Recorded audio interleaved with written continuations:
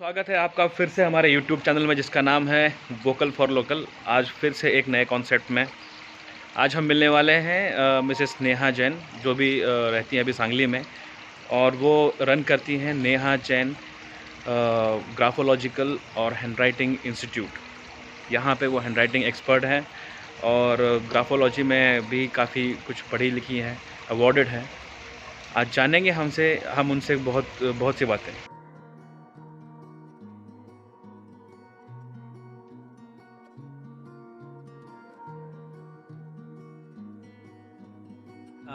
Mrs Neha Jain से, जो एक ग्राफोलॉजिस्ट हैं और हैंडराइटिंग एक्सपर्ट हैं। कुछ उनकी जर्नी के बारे में जानते हैं। मैडम, प्लीज़ अपनी जर्नी के बारे में बताएं। Hello everyone, I am Neha Jain.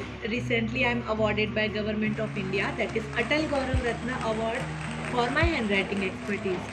और आज जैसा कि आपने बताया कि मुझे हैंडराइटिंग के बारे में बताना है, तो बिल्कुल मैं आपको बहुत सारी जानकारी हैंडराइटिंग के बारे में देना चाहूँगी। नेहा जैन हैंडराइटिंग इंस्टीट्यूट एक ग्राफोलॉजी और हैंडराइटिंग। आपके नाम से ही इंस्टीट्यूट का नाम है? हाँ, मेरे नाम से ही इंस्टीट्यूट का नाम है। मैं चाहती हूँ कि मेरे नाम से मेरे इंस्टीट्यूट को पहचान मिले, क्योंकि नेहा जैन ने इसके पीछे बहुत सारी रिसर्च और उसकी मेहनत लगी है।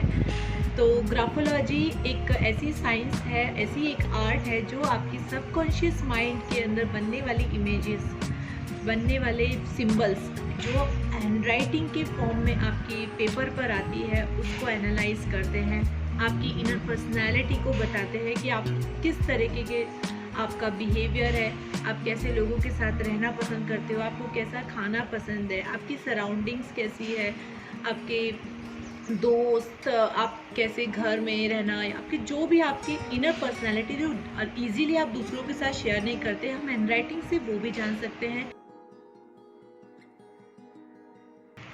आपके अंदर रिक्वायर्ड चेंजेस के आप अलूप महसूस करते हैं। कभी आपको लगता है कि मैं कॉन्फिडेंस नहीं हूँ, मेरे में वो कॉन्फिडेंस ही नहीं है, I can't do it, I can't achieve it, तो वो क्यों है, और ये प्रॉब्लम आप किसी के साथ शेयर भी नहीं कर पा रहे। तो हमारा हैंडराइटिंग इम्प्रूवमेंट या हैंडराइटिंग एनालिसिस का ये काम है कि वो फॉल्ट कहाँ है, वो सिंबल कहाँ बन रहा है, उसको पता करना और आपको ऐसी रेमेडीज देना। कुछ छोटे से हैंडराइटिंग के अंदर चेंजेस से आपके अंदर कॉन्फिडेंस बूस्ट हो जाता है। The best age to improve your handwriting? The best age to improve the handwriting, I will say 1 to 14. Why 1 to 14? Because देखिए हम लोग हैंडराइटिंग एनालिसिस भी करते हैं, तो 14 साल से ऊपर बच्चे का हैंडराइटिंग एनालिसिस करते हैं। वो क्यों? बचपन से 1 से 14 साल की उम्र में बच्चा घर में रहता है, जहाँ उसकी पूरी प्रोग्रामिंग हो जाती है। प्रोग्रामिंग से मेरा मतलब ये है कि माता पिता के द्वारा, घर में लोगों के द्वारा, उसके रिलेटिव्स के द्वारा जो संस्कार दिए जाते हैं, जो उनसे बातें की जाती है, घर में अगर बच्चा झगड़े को देख रहा है या घर में जिस तरह का भी माहौल देख रहा है, उसके दिमाग में वो फिट होता जा रहा है। ऑब्जर्वेशन पावर उस बच्चे की बहुत बड़ी होती है। और ये हैंडराइटिंग एनालिसिस पूरा खेल है सबकॉन्शियस माइंड का। तो बच्चे के माइंड में सबकॉन्शियसली सब कुछ फिट हो जाता है, जिसे हम प्रोग्रामिंग कहते हैं। मैडम, आपने जैसे कहा कि 1 से 14 साल तक उम्र के बच्चों को ही हैंडराइटिंग एक्सपर्ट के बारे में आप ट्रेनिंग दे रहे हैं, तो एक्चुअल ज़रूरत तो 14 साल के बाद पड़ रही है। बच्चे जब बड़े हो रहे हैं, 8, 9, 10, 11, 12 में जाएंगे, आगे बढ़ेंगे, तो उनकी हैंडराइटिंग तब इम्प्रूव चाहिए। तो इसके बारे में आपका क्या ख्याल है? मेरा ये कहना है कि 14 ईयर्स के बाद में ज़रूरत है, ऑब्वियसली ज़रूरत है, लेकिन उस समय हैंडराइटिंग को चेंज करना थोड़ा सा मुश्किल होगा। ये नहीं होता कि चेंज नहीं कर सकते, इम्पॉसिबल तो बिल्कुल भी नहीं है, और मैंने चेंज भी किया है। लेकिन बिहेवियर में चेंजेस आना थोड़ा मुश्किल हो जाता है, क्योंकि बच्चे के सबकॉन्शियस माइंड में जो 14 ईयर्स के अंदर जो उसने सीखा है वो फिट है।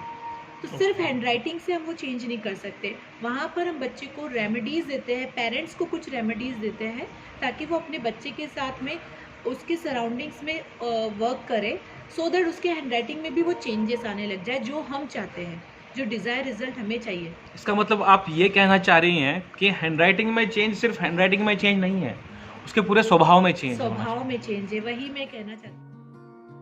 लॉजिक समझने की जरूरत है। बच्चे की हैंडराइटिंग पहले तो ख़राब कहाँ से होती है? टीचर अलग अलग हैंडराइटिंग में लिखते हैं। बोर्ड पे किसी टीचर ने ए बड़ा बना के लिखा है, किसी टीचर ने कनेक्टेड लिखा है, किसी ने कर्सिव लिखा है, बच्चे को लगता है बोर्ड पे जो टीचर ने लिखा है वो सब सही है। और उसने अपनी बुक में उतारना स्टार्ट कर दिया। अब वो जब बुक में उतारता है तो वेरिएशन उसकी हैंडराइटिंग में दिखने लग जाता है। घर पे मम्मा उसको मार के फिर ठीक कराती कि नहीं तू लाइन में लिख, तू ऐसा लिख वैसा लिख। वहाँ पर वो कंफ्यूज हो जाता है और वही कंफ्यूजन उसकी लाइफ टाइम चलता रहता है जब तक उसको प्रॉपर दिशा नहीं मिलती है, उसका वो करेक्शंस नहीं किया जाता है। उसको बताना पड़ता है ना हमें। छोटे छोटे बच्चे भी आजकल कुछ ना कुछ लिखने की कोशिश करते हैं। कोशिश करते हैं, मतलब अगर आप 3 साल के बच्चे को पेंसिल पकड़ा दो हाथ में तो दीवारों पे अपनी इमेजिनेशन ड्रॉ करना। मेरी खुद की 4 साल की बच्ची है, पेंसिल लेती है दीवार पे राम जाने क्या क्या ड्रॉ कर देती है, वो पता नहीं। तो उसकी इमेजिनेशन क्या है, वो सबकॉन्शियस माइंड में उसके फिट है सब कुछ, जो अपना वो निकाल रही है। अब कुछ ऐसे स्ट्रोक्स बनते हैं तो मैं शौक हो जाती हूँ कि अन्नी तुमने ये क्या किया, तुमने कहाँ से ये देखा है, क्या करा है। तो वो उससे रिलेटेड कहानी बताने लग जाती है कि मम्मा ये है, ये है, मैंने एक टेम्पल बनाया, मैंने देखो ये कोरोना देखा था, ये टेम्पल में आप जाके रहोगे तो ये कोरोना अंदर नहीं आएगा। तो सोचो उस छोटी सी बच्चे के सबकॉन्शियस माइंड में कहानी बिल्ड हो रही है। तो वही बच्चा जब ऑब्जर्व किसी चीज को कर रहा है, वो वहाँ पर इन अ पैटर्न के फॉर्म में एक कहानी निकल रही है। तो सोचिए जब वही बच्चा 14 साल के बच्चा कितनी कहानियाँ लिखेगा, उसको कितनी सारी चीज़ों से होता हुआ गया होगा। वो बहुत ही डीप मीनिंग है आपकी फील्ड का, मुझे लगा नहीं था शुरू में एक्चुअली, लेकिन जैसे जैसे मैं जा रहा हूँ आपसे बातें जितनी करते जा रहा हूँ उतने ही मैं हम लोग इसमें डीप समझते जा रहे हैं। बहुत सारी चीज़ें। अभी मैं आपको 1 to 14 का जो कॉन्सेप्ट जो हमने पहले लिया था उसके बारे में थोड़ा बताना चाहूँगी कि वो प्रोग्रामिंग क्या है। हम कंप्यूटर में टाइप करते हैं 4 + 4 8, और एक बार मैंने 4 + 4 500 टाइप कर दिया, 4 + 4 500 3 बार टाइप कर दिया। नेक्स्ट टाइम कंप्यूटर ऑटोमेटिकली 4 + 4 500 बताएगा, रिफ्लेक्ट होने लग जाएगा। होता है या नहीं होता? हाँ। ऐसा होता है, वो प्रोग्रामिंग कहते हैं उसको। वैसे ही बच्चे की भी प्रोग्रामिंग 1 to 14 एज में होती है, जिसमें 1 to 7 में ज़्यादातर रोल माँ का रहता है, फीमेल का रहता है, जहाँ पे माँ उसको सिक्योर होना बताती है। हाथ मत लगा, गर्म चीज़ को जल जाएगा, बाहर मत जा गिर जाएगा, सीढ़ियों पे मत चढ़ गिर जाएगा। तो वहाँ पर सिक्योरिटी रहती है, माँ के पास वो सिक्योर महसूस करता है। और 7 to 14 एज के अंदर पापा का रोल स्टार्ट होता है, जहाँ पर फादर उसको घर से बाहर ले जाना सिखाता है, एक्शन लेना सिखाता है, रिस्क लेना सिखाता है। कई बार आपने पार्क में देखा होगा, पापा लेके आते हैं बच्चे को, साइकिल चलाना सिखाते हैं, गो कोई बात नहीं, गिरेगा तभी सीखेगा ना। तो ये सब क्या है, मदर और फादर का दोनों का रोल है। जहाँ माँ का रोल इमोशन सिक्योर करना, अपने बच्चे की केयर करना है, वहीं फादर का रोल है बच्चे का प्रोटेक्शन के साथ साथ उसको एक्शन लेना सिखाना, उसको लाइफ की तरफ बढ़ना सिखाना। तो ये दोनों ही अर्धनारीश्वर का रूप है। जहाँ पर शिव जी की मूर्ति को देखें तो अर्धनारीश्वर कैसे उनको कहते हैं। तो ये ग्राफोलॉजी में इसका भी बहुत अच्छा मीनिंग है, जो हम अगर पढ़ते हैं तो you will feel attached with each and every part of it. So this is so beautiful science actually. जैसे कि लोग कहते हैं मैडम कि मेरा सिग्नेचर चेंज कर दो, मेरा हैंडराइटिंग में चेंज ले आओ, तो क्या ये सब करने से उनके पर्सनैलिटी में कोई चेंज आएगा? सिर्फ सिग्नेचर चेंज करने से पर्सनैलिटी में चेंज नहीं आता है। जब तक आप अंदर के बिहेवियर को चेंज नहीं करोगे, ओनली सिग्नेचर में चेंज करने से पर्सनालिटी में चेंज नहीं आएगा। जैसा कि मैंने पहले भी कहा कि हैंडराइटिंग जो है वो आपकी इनर पर्सनालिटी है, आपका पर्सनल लाइफ जो है उसको बताती है, और सिग्नेचर आपका पब्लिक इमेज को बताता है। तो आप सिर्फ पब्लिकली जाके चेंज होना चाहते हो या इंटरनली भी चेंज होना चाहते हो, वो बहुत ज़रूरी है। और सिर्फ सिग्नेचर देख के हम किसी इंसान को ये बोल दें कि ये इंसान बुरा है या अच्छा है, वो पॉसिबल ही नहीं है। हो सकता है वो उसकी पब्लिक इमेज है, वो पब्लिक में दिखा रहा है कि मैं अच्छा हूँ या बुरा हूँ, पर्सनली वो इंसान उसका अपोजिट भी हो सकता है। तो हम हैंडराइटिंग और सिग्नेचर दोनों का साथ में एनालिसिस करते हैं। उनका हैंडराइटिंग सैंपल मांगा जाता है, जिसके ऊपर स्टडी किया जाता है, और अगर रिक्वायरमेंट है चेंजेस की तो ही दिया जाता है।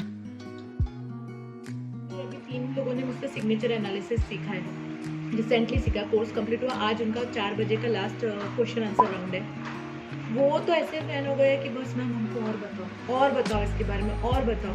They have started in just 4 classes, they have started analysing his signature in this 4 classes only.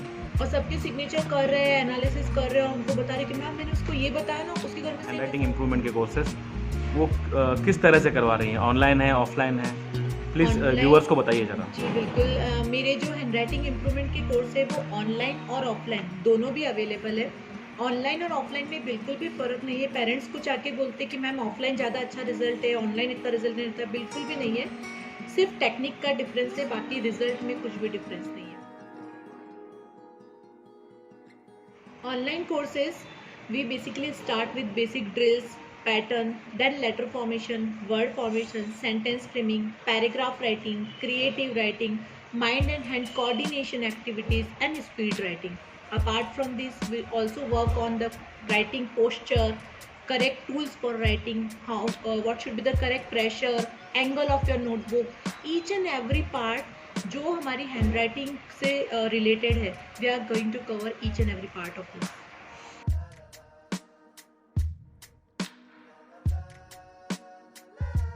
Online courses का ड्यूरेशन है 2 weeks. Within 2 weeks you will get assured result, क्योंकि हमारे जो टेक्निक्स है टीचिंग का वो है graphological correct techniques of writing.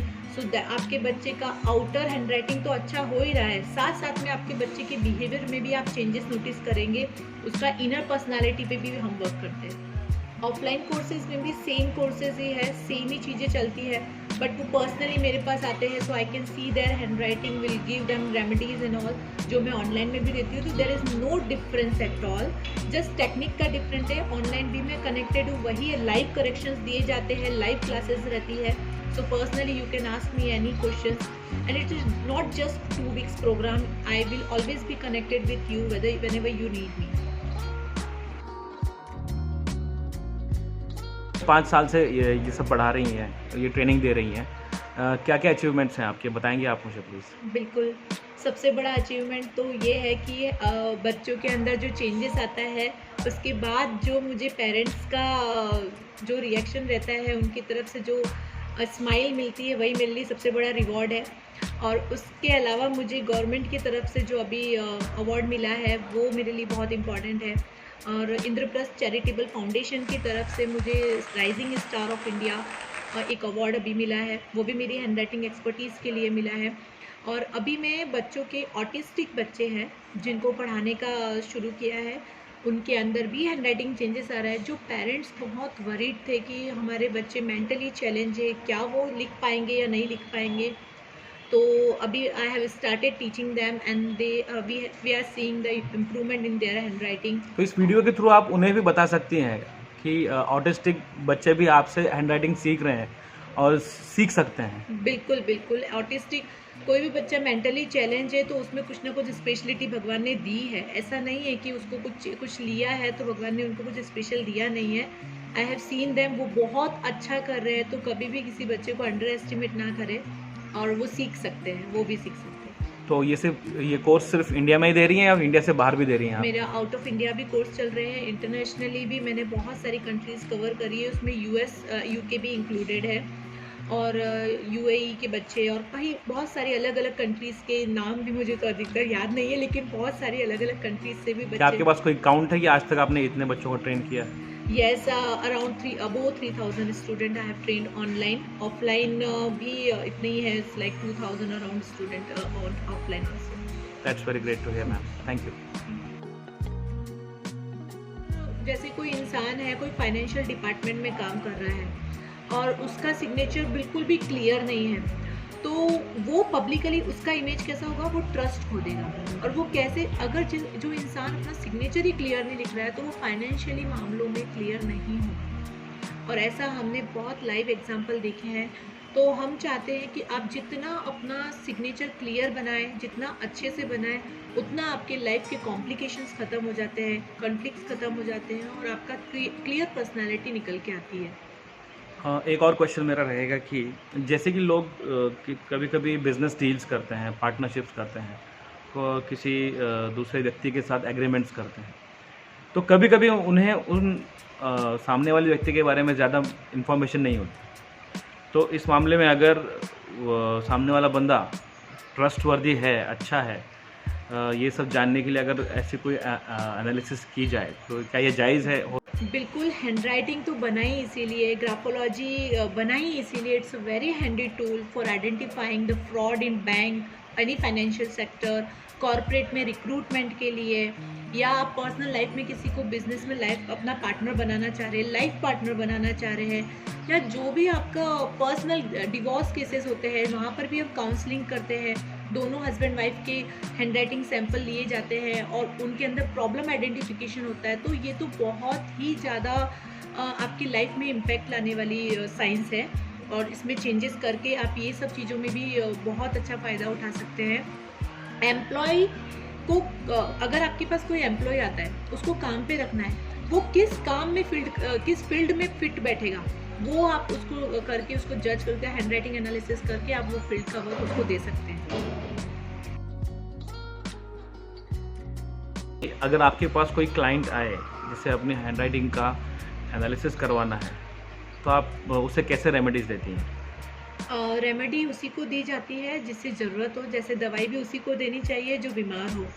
तो हम लोग इसमें क्या करते हैं, सबसे पहले तो प्रॉब्लम आइडेंटिफिकेशन करते हैं।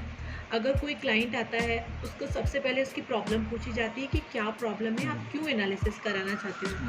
अगर वो एनालिसिस सिर्फ जानकारी के लिए करवाता है तो हम लोग नॉर्मल सा एनालिसिस करके उसको रेमेडी दे देते हैं, और अगर वाकई में हमें प्रॉब्लम लगती है तो हम उनके पूरा प्रॉब्लम का आइडेंटिफिकेशन करते हैं और दूसरी पार्टी का भी सिग्नेचर और हैंडराइटिंग का एनालिसिस करके, और उसके बाद रेमेडी दी जाती है। गवर्नमेंट की तरफ से ऐसा कोई इंस्टीट्यूट नहीं बना है ग्राफोलॉजी के लिए कि ये ग्राफोलॉजी पढ़ाना चाहिए। तो ये एक साइंस है जिसके ऊपर अभी भी रिसर्च चालू है, अथॉरिटी के तौर पे कोई इसको फोर्स को कोई वो नहीं मिला है authentication. So it's a science, like जैसे ज्योतिष का कोई स्कूल नहीं है, कोई बोलता नहीं कि ज्योतिष हम आके आपको सिखाएंगे, वैसा है। सो ये भी एक साइंस है, रिसर्च का पार्ट है, और इम्प्लीमेंट करते हैं। बहुत ही रिजल्ट बहुत अच्छे हैं। आपकी हैंडराइटिंग देख के मैं आपकी पर्सनैलिटी के बारे में आपको बता रही हूँ। ऐसा होता है ना कि हम किसी के दिमाग की बात नहीं जान सकते, उसके मन में क्या चल रहा है किसको क्या पता, लेकिन यस, हैंडराइटिंग से हम आपके दिमाग की बात भी जान सकते हैं। किसी के मन की बात जानना जितना मुश्किल है उतना ही आसान कर देता है, इतना आसान कर देता है हैंडराइटिंग से जानना। यस, इनर पर्सनालिटी, वो पर्सन और सिग्नेचर और हैंडराइटिंग का दोनों का एक ऐसा कॉम्बिनेशन है, जैसा हैंडराइटिंग आपका पर्सनल लाइफ है, इट्स योर पर्सनल लाइफ। आप पर्सनली कितना कैसे बिहेव करते हो, घर में कैसे रहते हो, अपने रिश्तेदारों के साथ, फ्रेंड्स के साथ, और वहीं आपका सिग्नेचर आपकी पब्लिक इमेज है। आप पब्लिकली कैसे हो, कैसा दिखावा करते हो। अगर आपका सिग्नेचर और आपका हैंडराइटिंग इक्वल है तो आप पब्लिकली भी वैसे हो, आपका खुला किताब की like जैसे। open book. हाँ,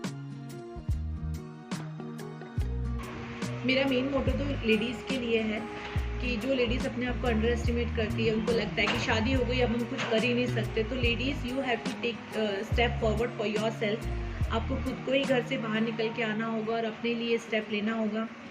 तो कुछ भी आप कोई भी फील्ड में करो, मैंने भी अभी कोरोना टाइम में ऐसा सोचा कि चलो कुछ कर सकती हूँ, क्यों नहीं कर सकते, और जब मैंने किया तो ऑटोमेटिकली सपोर्ट्स मिलने लग जाता है और हम लोग करने लग जाते हैं। तो इट्स नॉट फिक्स, हमें खुद को ही एक्शन लेंगे तभी कर पाएंगे। और ग्राफोलॉजी से मेरा ये है कि लेडीज़ आके जुड़े, इसको सीखे, समझे, अपनी लाइफ में चेंजेस लाए, दूसरों की लाइफ में चेंजेस लाने के लिए हेल्प करें, ये मेरा मोटो है।